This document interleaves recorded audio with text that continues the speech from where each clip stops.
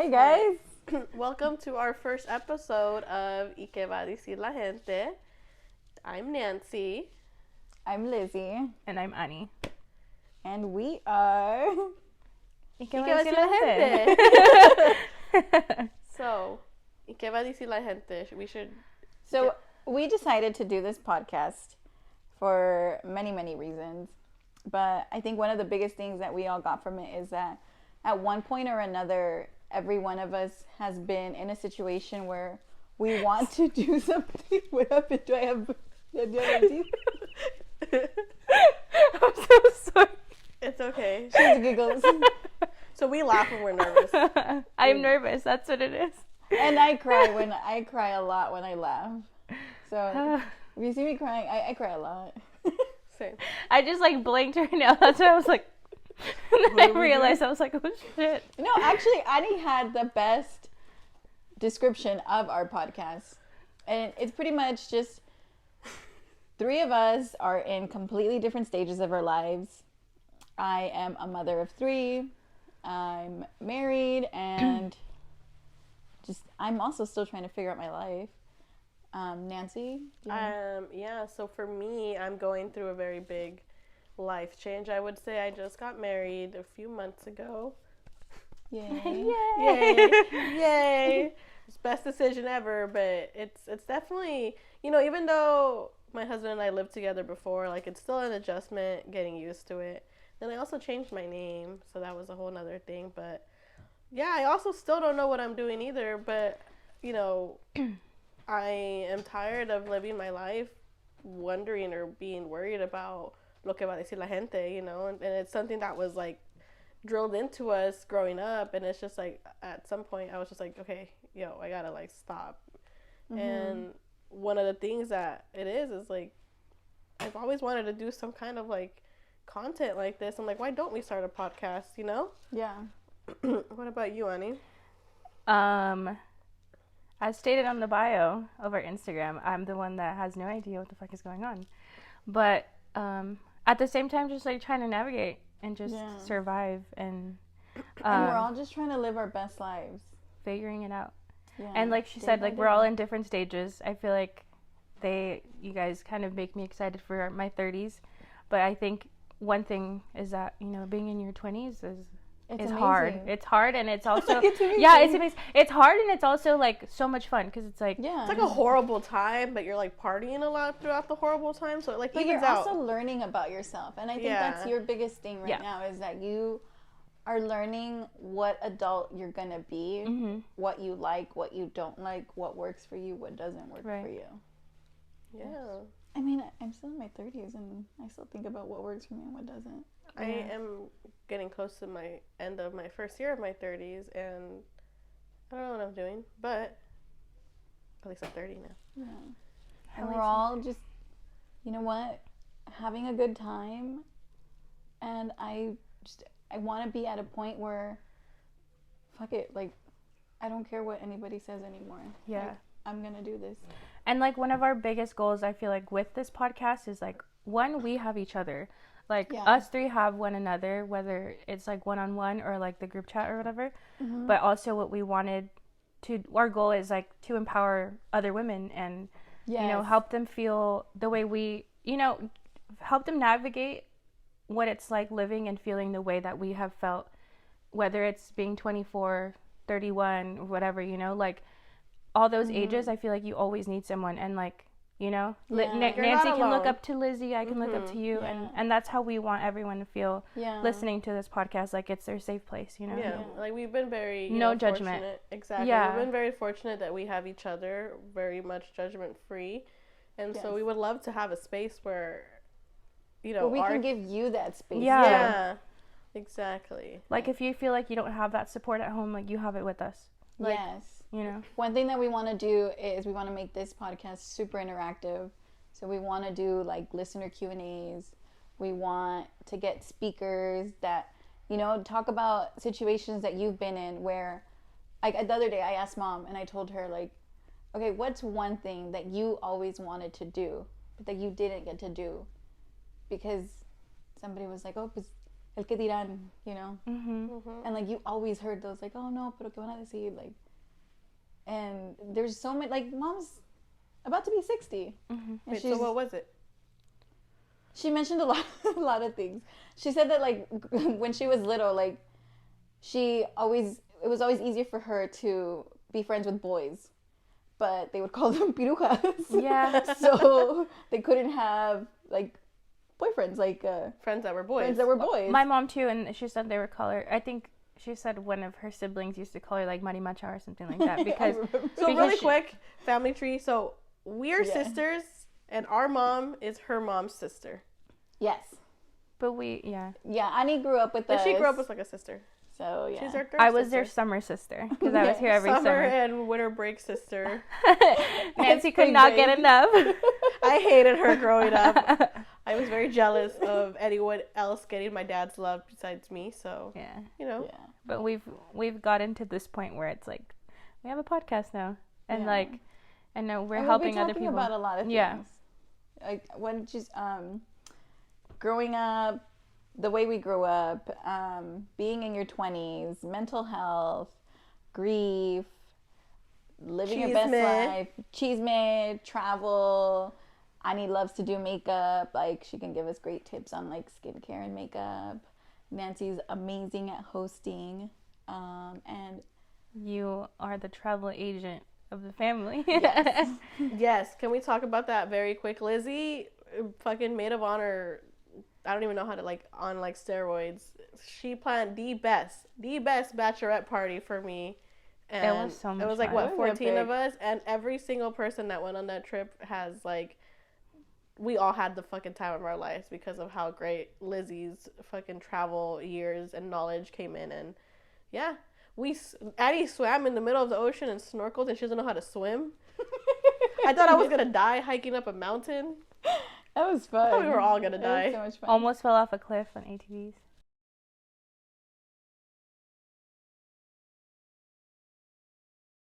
All right, so our first topic of our first episode. ¿Y qué va a decir la gente? I think we can all agree that, you know, we've had lots of situations in our life where that's always been stopping us, but we overcame it and would love to hear what it is for each of us. Annie, do you want to start us off? What was the moment that you were just like, you know what? Fuck it. Fuck la gente. Yeah. My big fuck it moment was moving to San Jose. Definitely. I think that was, like, the most drastic change I ever made. And like I said, I got here with enough money to pay my first month's rent at my cousin's house. And then I literally barely made it. Yeah, okay, so we were just talking about this. Oh, your Nissan Altima. I had a 2002 Nissan Altima activities. Dude, literally with my mom. So, like, it's a 2002 Nissan Altima, and it was struggling. And obviously to get here from Santa Ana to here, there's like uphill, downhill. So I, like, the uphill, dude, my car was struggling, and it wasn't a reliable car. Realistically, it was not a reliable car, you know, but it made it here. And like I said, it was like I had enough for my first month's rent. And I think my mom left with like giving me like $50 and was like, eat and gas, you know. And then I remember going to work with one of our cousins, and I was just doing like community service type thing. So I was able to put that on my resume, which was really cool. And I was able to say that I was employed there. And then I ended up getting my first job at a kid's store. How old were you again? 20. Nice. 20, yeah.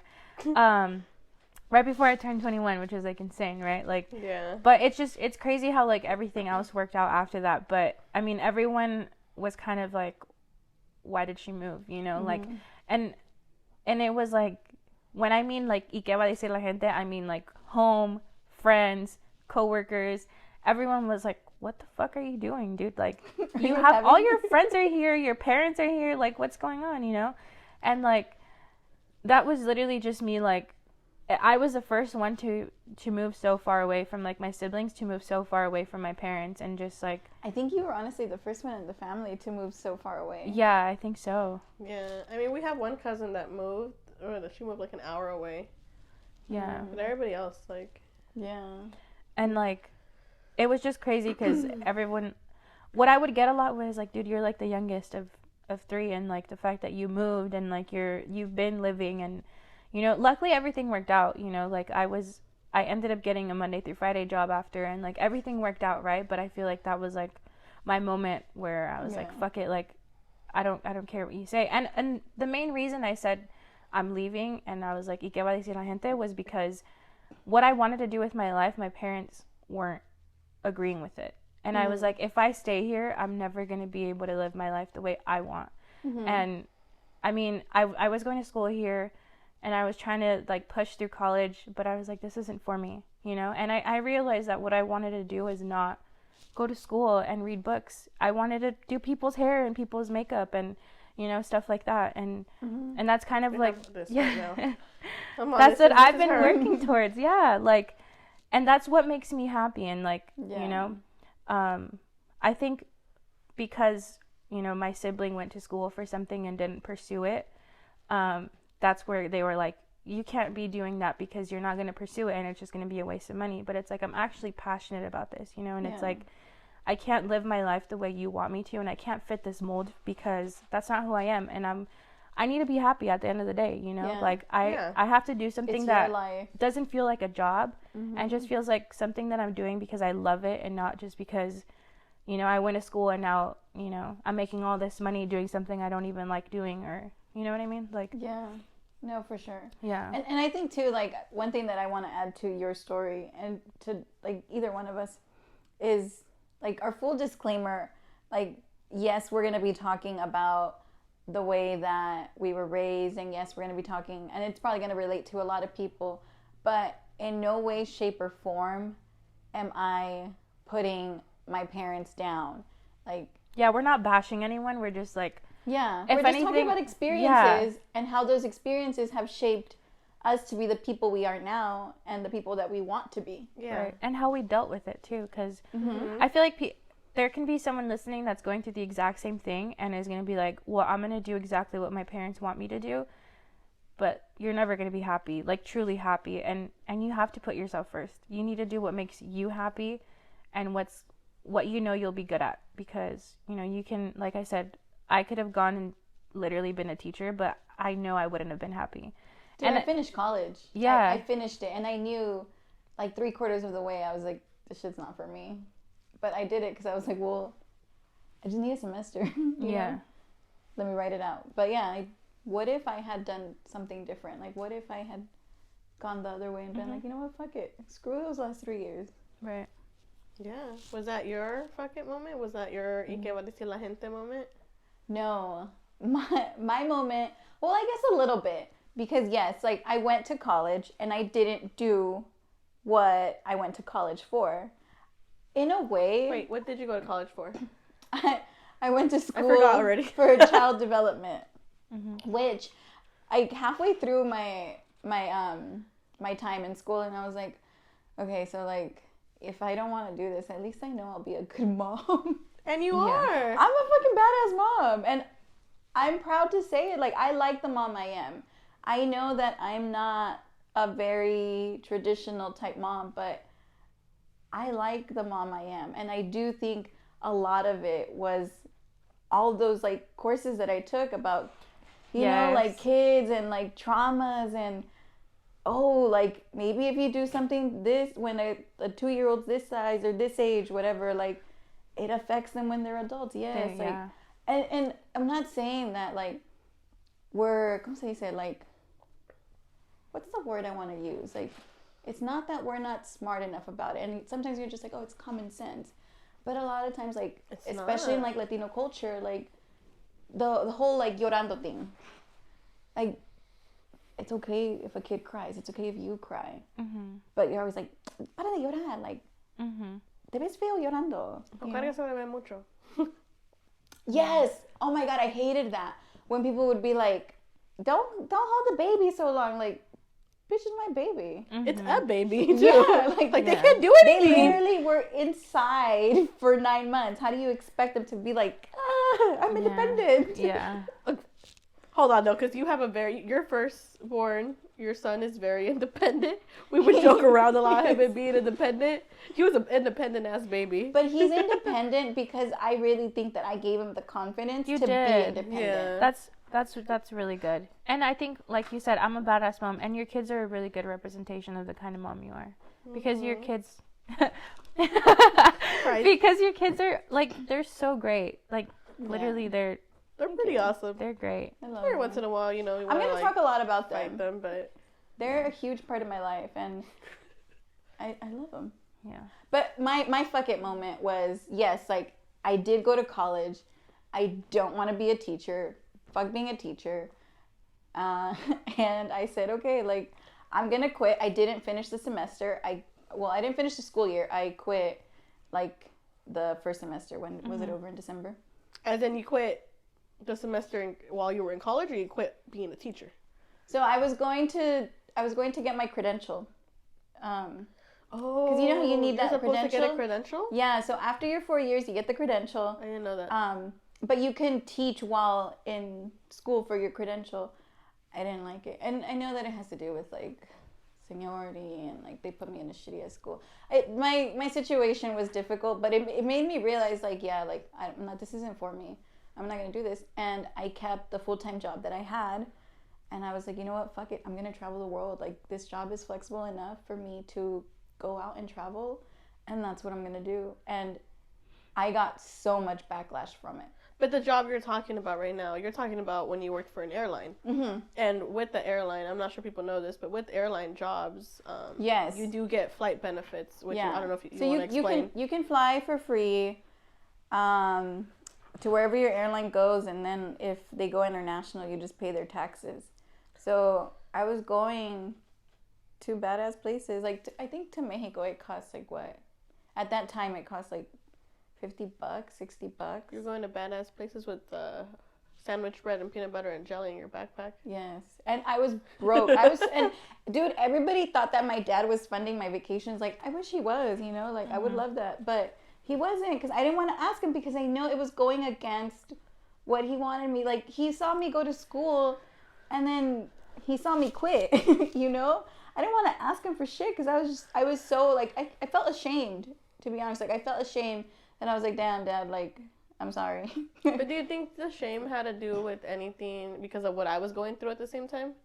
So, yes, I think in a way, like, I didn't want to ask Dad for any help at that time, because I felt ashamed that I was like, well, I just went to college for 4 years and I'm going to do something totally different now.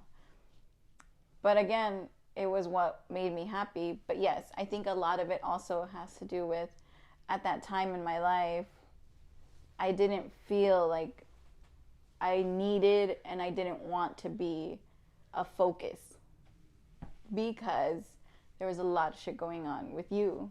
Because I was the focus, and I didn't want to be, obviously, but so I don't even know where to start with me. So pretty much, What was your fuck it moment? my like, when I was just like, I'm tired of thinking about lo que va a decir la gente.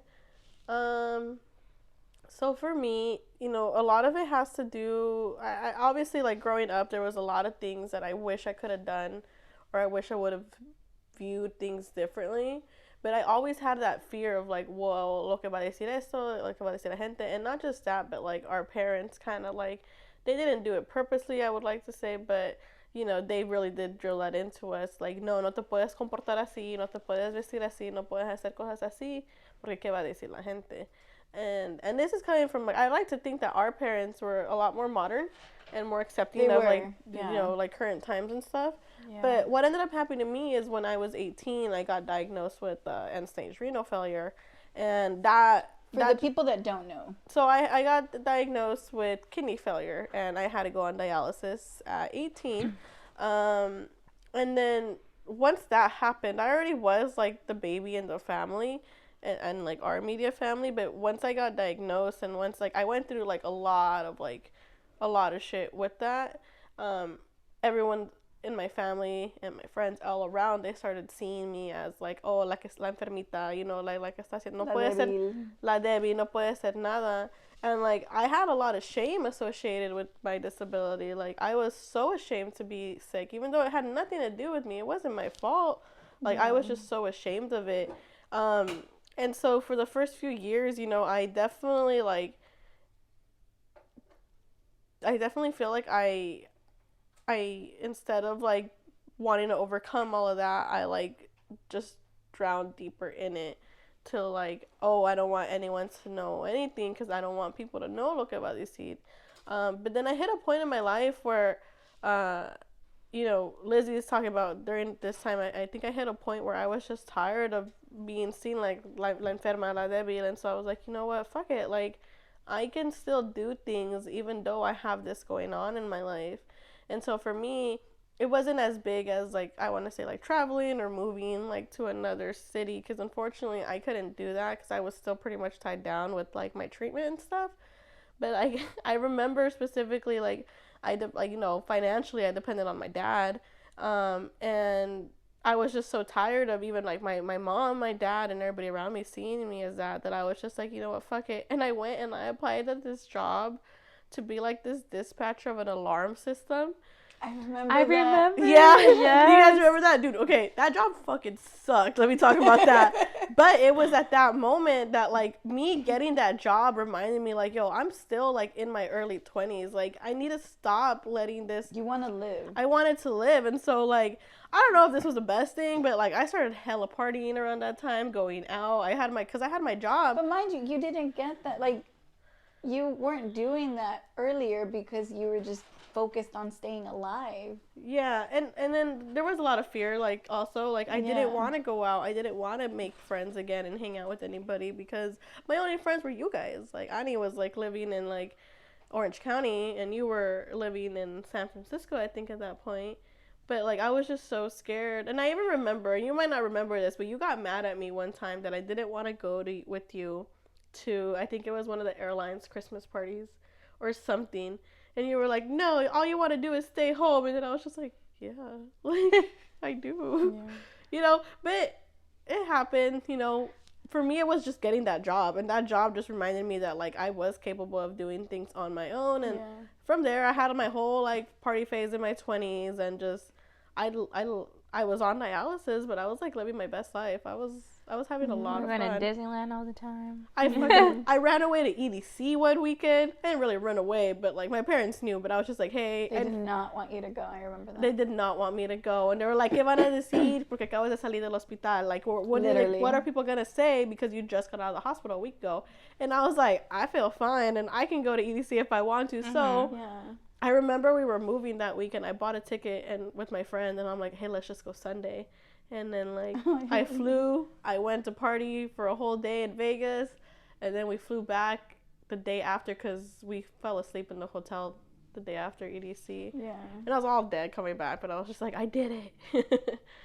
Yeah. And I loved seeing that. Because I think for me, I just didn't know how or what to tell you to motivate you. You know, and I think it just had to come from you that you were just like, you know what, like, I'm fucking tired of this. It did. I think I had to get tired of myself.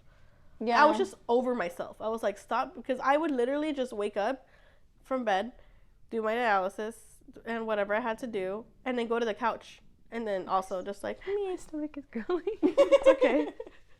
I got to make us snacks for the next one. With some Prosecco. Yeah. I'm not drinking. We can do a mocktail for you. But, you know, you bring a good point, though. Nobody knows you better than you. And I feel like you have to do everything at your own pace. And you can't, you know, you shouldn't. Yeah, and I didn't mean to, like, come at you right now when I said that. But, like, I wasn't ready. I don't mind it. When you told, and I remember you were, like, hella complaining to, like, mom and dad. And then, of course, mom and dad were like, leave her alone. She's our little sick child, you know? But, like... And then I think, fuck it. I think it was honestly a few months after that, because if that was in December, I got that job somewhere in, like, springtime. Because I honestly, I think I worked there for training and then I quit because I was like, fuck all these people. Yeah. I remember I think you called me, like, after your first day. She was, like, so stressed out. I do remember this, though. Like, I do remember that she was working that. Yeah, I remember when you got that job. I mean, like, good to see. I definitely went through, like, different, like, draw. I mean, also college, wasn't for me. Lizzie, I don't know how the hell you did it. I tried for so many fucking years. I hate school. I was very fortunate to, like, have landed the career that I'm in. I work in social services, and, like, I worked my way up to where I'm at now, and, like, I don't really have the need to go to school anymore, if I guess I could say. And I have my, like, being somebody that went through school, like, I have my opinions on it, and to each their own. Like, well, actually, you would tell me, like, you would tell her. I remember, like, don't go to school if you don't want to, because you're gonna just end up fucking in debt forever. Like, if you don't know if you're not passionate about it, go be passionate about something else. Like, you don't have to go to school. And, like, I feel like that's one thing that comes a lot from, like, parents that came here that are just like, you don't want to work a laborious job, like, go to school so you can have a desk job. Some people don't want a desk job, and you have to let your kids accept that sometimes they don't want a desk job. Sometimes routines are horrible. I hate routines. I love routines. Yeah. I like, now I feel like I'm a mix of both. Like, I love having a routine with the kids, but you know what? On Friday we're going to Hawaii, and fuck it. Like, you guys are? Yeah, we booked it. Yeah, I just don't like work routine, I guess. Like, that whole Monday through Friday 9 to 5, I'm like, dude, same shit, different day. Yeah, but one day, guys. One day. Well, who knows? Maybe this podcast takes off, and then we can just get to do this the whole time. I need to wear makeup. Focused on dry bar. I know. Okay. All right. Well, so those are our fuck it moments. Those are our moments where we're just like, what are your guys' fuck it moments? Yeah, I want to know what your guys' fuck it moments are. I really do. Like, I want to hear from anybody, like, men, women, teenagers. And it doesn't even have to be, like, drastic. Or even better yet, what if you're in the pre-fuck it moment right now? Tell us about it. Yeah. I want to hear. All right. Well, thank you guys so much. Thank you to everyone that has been following us. We haven't even put out an episode yet, and we're almost gonna hit 100. So we feel the love already. Yeah. Yes, we recorded last week, and it was our first time doing it, and we were so distracted. We're new. We're still figuring it out, you know. So, this is gonna be the actual first one, because the last one just has a lot of. But we have a lot of ideas, a lot of stuff we want to put out. So we hope that you guys all still stay tuned and keep watching our episodes or listening to them wherever it is that you're finding these. Shout out to my husband, who is behind the scenes figuring out all of the posting and publishing and the audio, video. We appreciate you. Thank you guys. Thank you guys. Thank you. Bye. My signature pose.